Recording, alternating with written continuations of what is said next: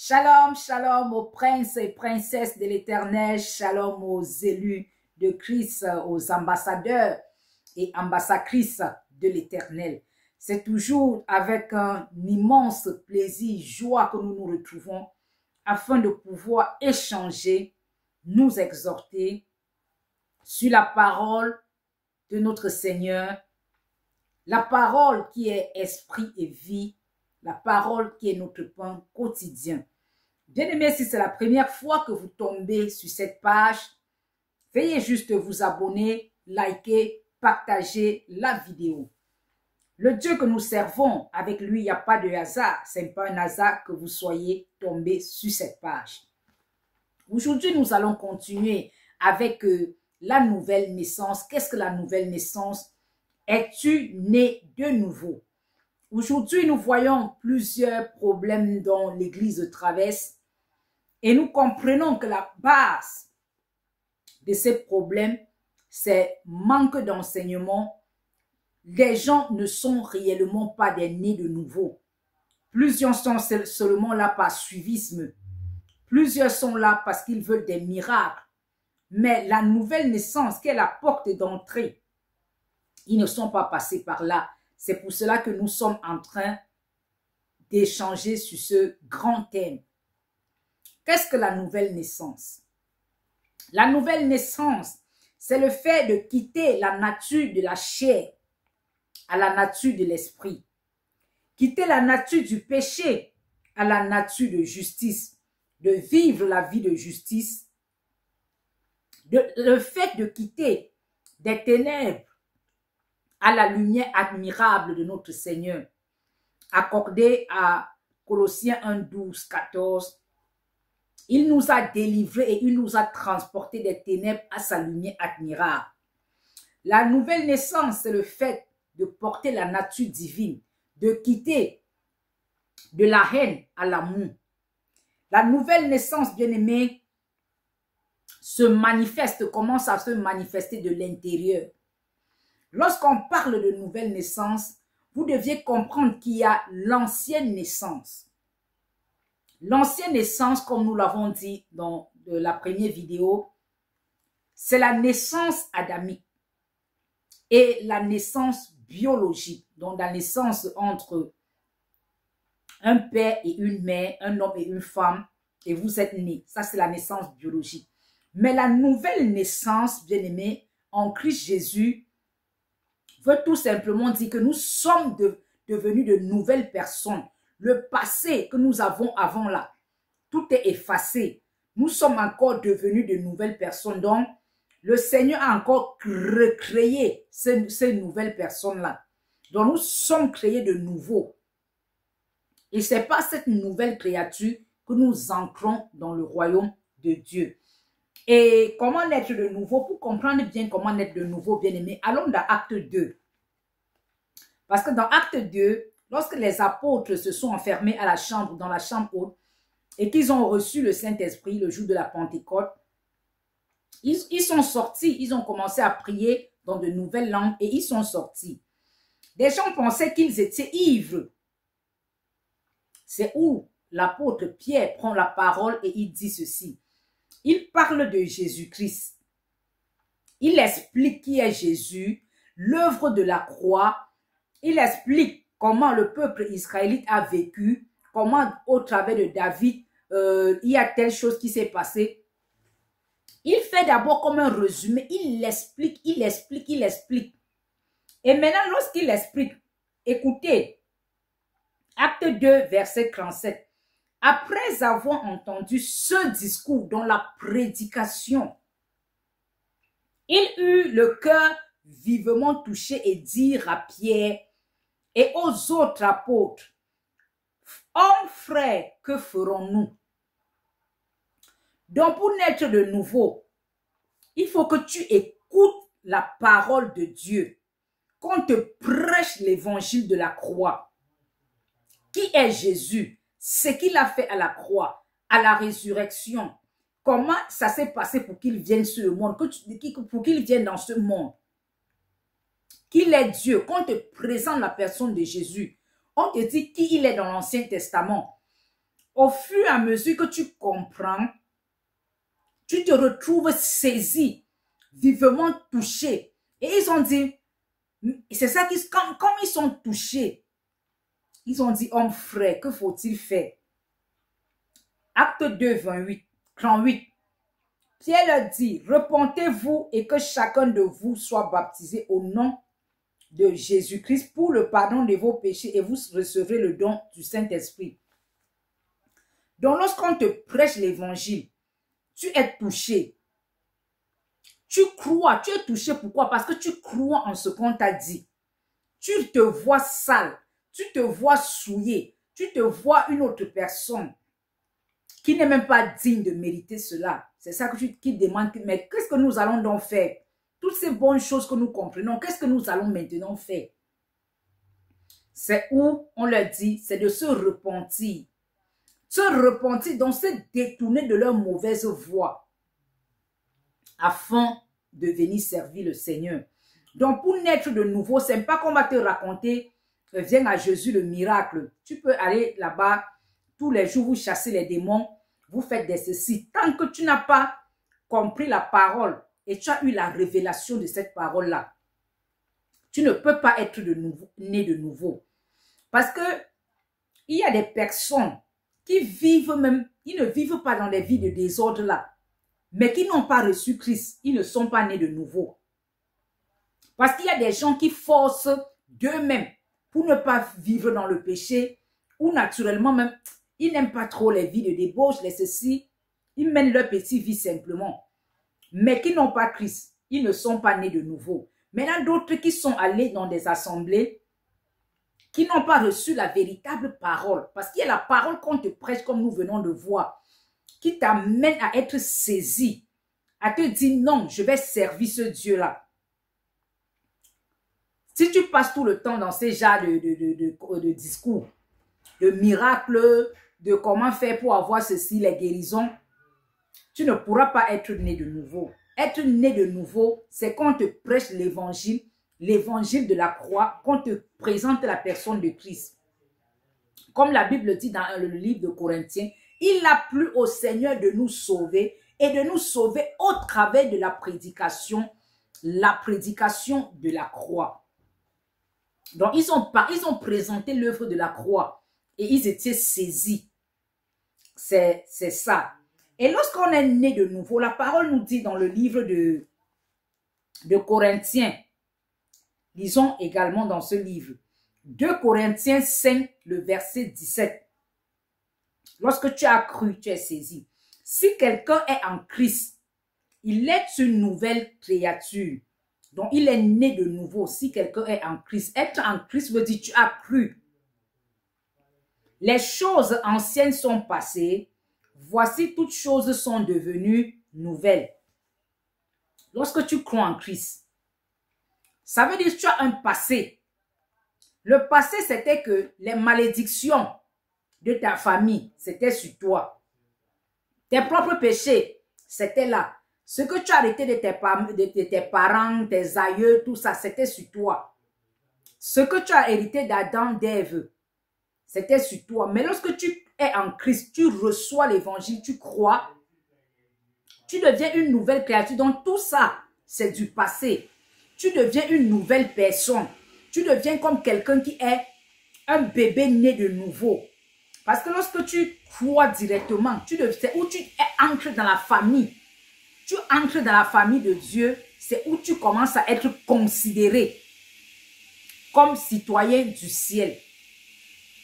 Donc, la nouvelle naissance, bien-aimé, c'est que tu te détournes également de tout ce que tu faisais avant. Parce que quand tu es né de nouveau, tu es né de Dieu. Et quand tu es né de Dieu, tu portes la nature divine.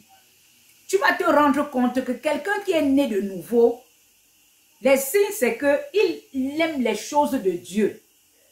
Il veut écouter la parole, il veut adorer le Seigneur. Les jours de rendez-vous pour aller prier, pour aller étudier la parole, il a toujours cette envie-là. Mais celui qui n'a pas Dieu, lui, il est là dans l'église, il chante. Il va encore dans les nightclubs chanter. Il est encore dans le monde, il se plaît. Mais celui qui porte la nature de Dieu, Les choses de Dieu lui plaisent et les choses du monde lui déplaisent. Parce que Dieu est saint. Il aime maintenant ce qui est propre, ce qui est saint. Ce qui est comme péché, il haït le péché. Parce que étant donné qu'il a la nature de Dieu, il haït tout ce que Dieu haït. Exemple, si l'esprit d'un Chinois entre en vous, qu'est-ce qui va se passer, disons, dans votre enfant?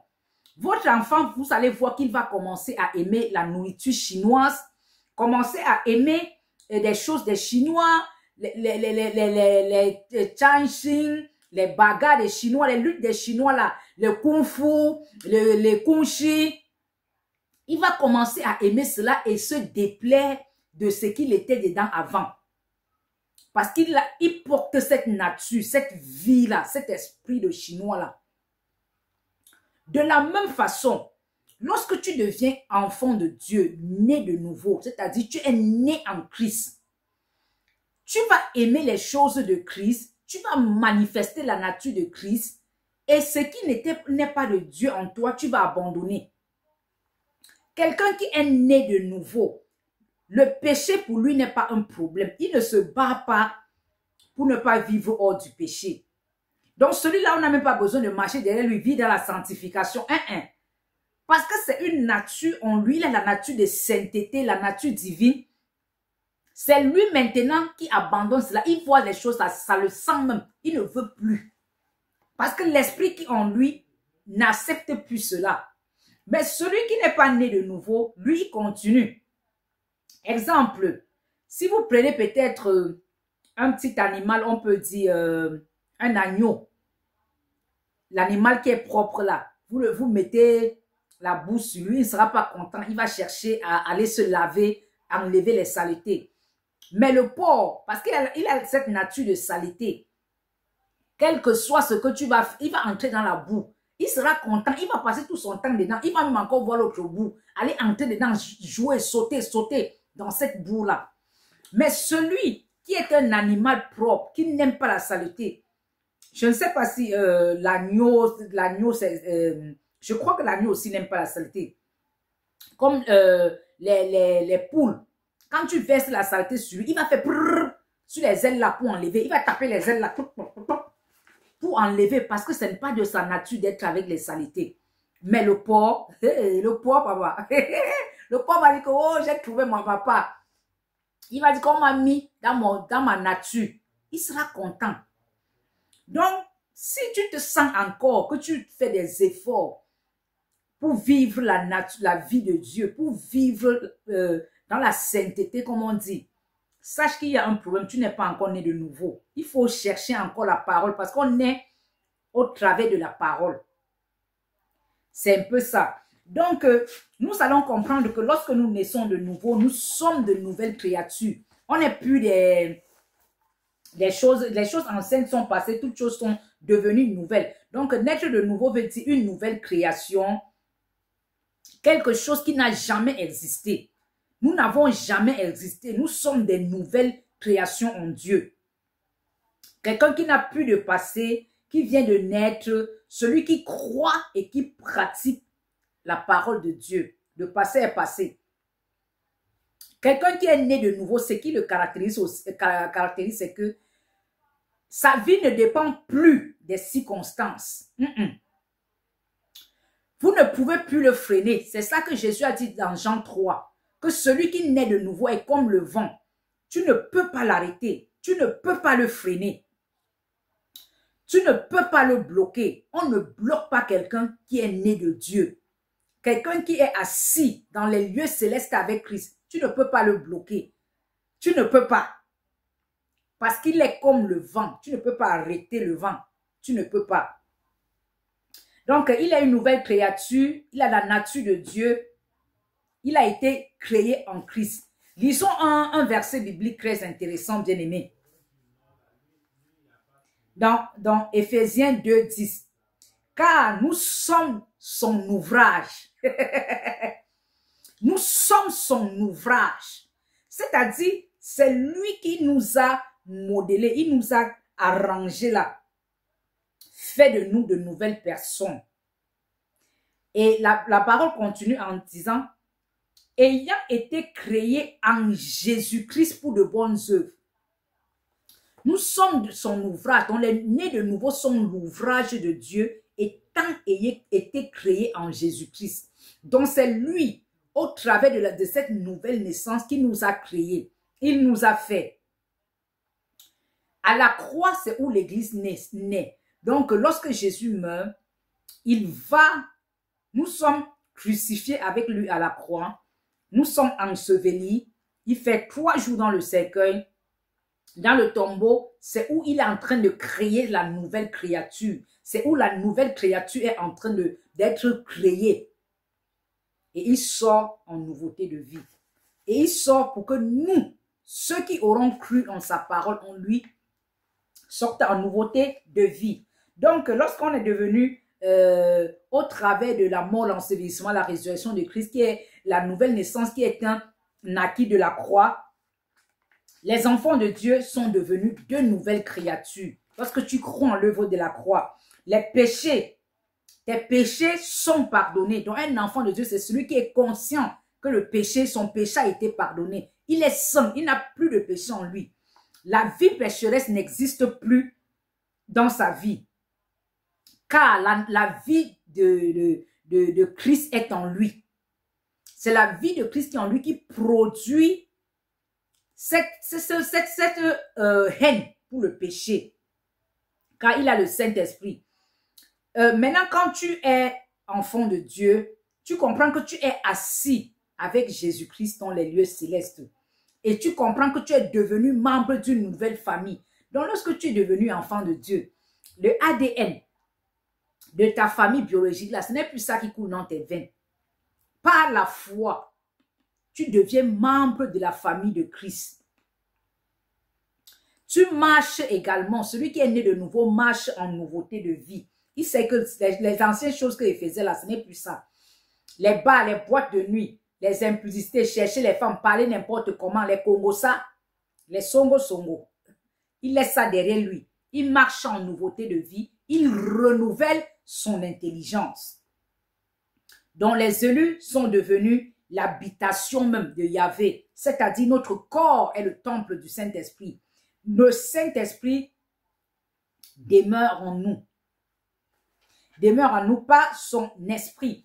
Bien-aimés, nous allons ouvrir la parole de Dieu. Nous allons voir la préfiguration, dont l'image de la nouvelle naissance dans l'Ancien Testament. L'image de la nouvelle naissance dans l'Ancien Testament, nous le voyons dans le livre de 2 Rois saints, du verset 1 à 18. Je pense que plusieurs connaissent cette histoire. Il s'agit du général Naaman, qui était lépreux malgré sa vaillance, sa force, tout et tout. Il a eu la lèpre. Comme tous ceux qui sont dans le monde, dans le péché, ils sont morts spirituellement. Ils ne connaissent pas, ils sont vaillants, ils font des ceci, ils ont même de l'argent, ils pensent qu'ils sont arrivés. Mais Naaman, à cause du témoignage de la jeune fille israélite, la servante de sa femme, il apprenait donc qu'en Israël, il peut être guéri de sa lèpre. Comme ces personnes dans le monde, tu ne connais peut-être pas que il y a Jésus, mais tu apprends que il y a quelqu'un qui est mort et ressuscité pour toi. Maintenant, Naaman se décide que, comme j'ai la lèpre, parce que la lèpre, là, ça peut être, c'est le péché, tout ça, mort spirituelle, qui est la lèpre aujourd'hui. Il entend qu'il faut partir à tel endroit, il peut être guéri. Il quitte donc, il part, on l'a dit. Arrivé sur place en Israël, il part en Israël, il rencontre le prophète Élie, et le prophète Élie va l'envoyer se jeter 7 fois dans le Jourdain.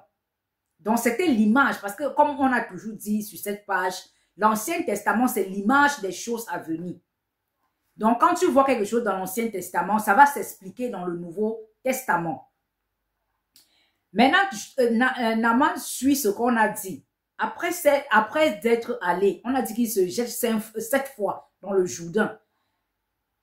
Après être exécuté, il trouva la guérison. Il est tombé dans le Jourdain une fois. 2 fois, jusqu'à 7 fois. 7 qui est le chiffre de la perfection. Naaman trouve la guérison. La Bible nous dit, bien-aimé, que son corps, dans le verset 14, la Bible dit que son corps était redevenu comme le corps d'un jeune enfant. Donc le corps de Naaman est devenu comme le corps d'un bébé.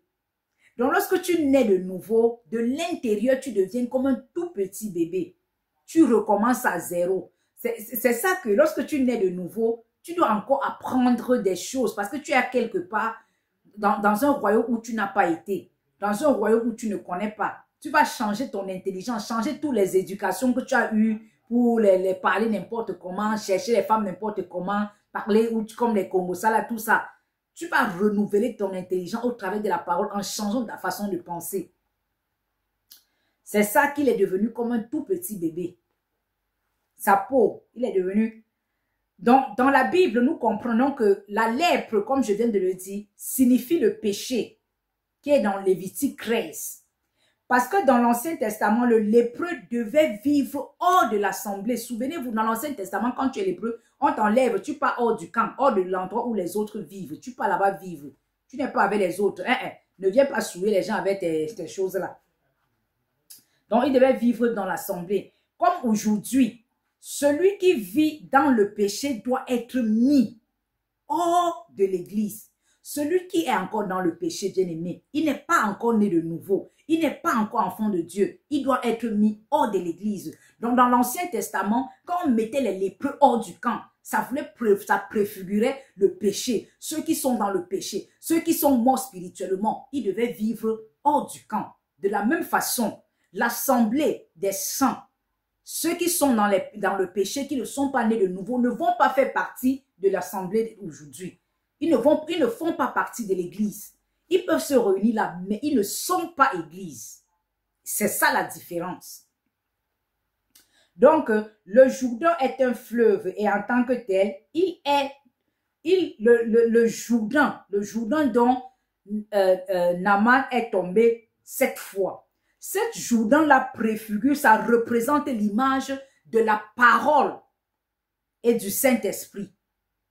Vous pouvez lire dans Somme 46 au verset 100 et dans Jean 7, le verset 37 à 39, où ça nous parle l'image de l'eau là qui est la parole. Donc il est plongé, il est tombé dans le Jourdain 7 fois. Il est sorti un nouveau bébé, la peau encore fraîche, la peau comme quelqu'un qui n'a jamais eu de lèpre, comme la peau d'un bébé qui vient de sortir du ventre. C'était ça l'histoire de Naaman qui préfigurait la nouvelle naissance, l'image de la nouvelle naissance. Bien aimé, quand Naaman s'est lavé dans le Jourdain, sa peau est redevenue comme celui d'un nouveau bébé que je viens de le dire déjà. C'est ce qu'il montre la parole et le Saint-Esprit. Donc, c'est ça que Jésus-Christ nous dit dans le livre de Jean 3. Pour naître de nouveau, il faut que tu naisses d'eau et d'esprit.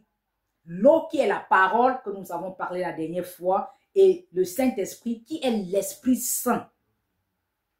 Lorsque le pécheur est plongé dedans, lorsque tu es pécheur, tu es dans le monde, tu montes, tu descends. Tu écoutes cette parole, on te prêche la parole. C'est où tu parviens à naître de nouveau et tu sors régénéré. Tu ressors une nouvelle personne. Tu sors purifié. Donc la parole de Dieu nous purifie, ça nous sanctifie. Donc lorsque tu es pécheur, tu écoutes la parole, tu sors de là purifié, tu sors de là régénéré, tu sors de là transformé. Et au fur et à mesure que tu lis cette parole, tu es en train d'être sanctifié, car la parole de Dieu nous sanctifie. Bien-aimés, nous nous arrêtons là. Que la paix du Seigneur et de notre Seigneur et Sauveur Jésus-Christ soit notre partage. Quelle joie! Quelle joie, bien-aimés, d'être dans le Seigneur. Continuons de persévérer dans le Seigneur, malgré les attaques, les épreuves, sachant qu'on a un Dieu fidèle, un Dieu vers qui nous pouvons regarder. Parce que la Bible dit, lorsque nous tournons vers lui le regard, nos visages sont rayonnants de joie. Quelle que soit l'épreuve que tu traverses, que ton visage soit rayonnant de joie parce que tu regardes à l'unique et le véritable Dieu, Jésus-Christ, Yehoshua Hamashiach, le véritable et l'unique vrai Dieu. Shalom, à la prochaine.